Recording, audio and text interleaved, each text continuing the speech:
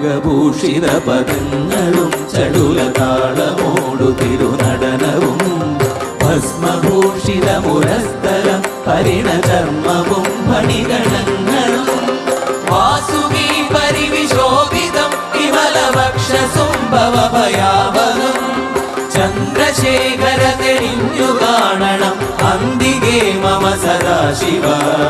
നീലകണ്ഠതപനീലകണ്ഠവുമതിൽ പുളഞ്ഞുരവിമാലയും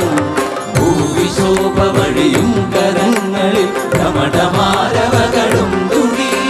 ശൂലപാണേ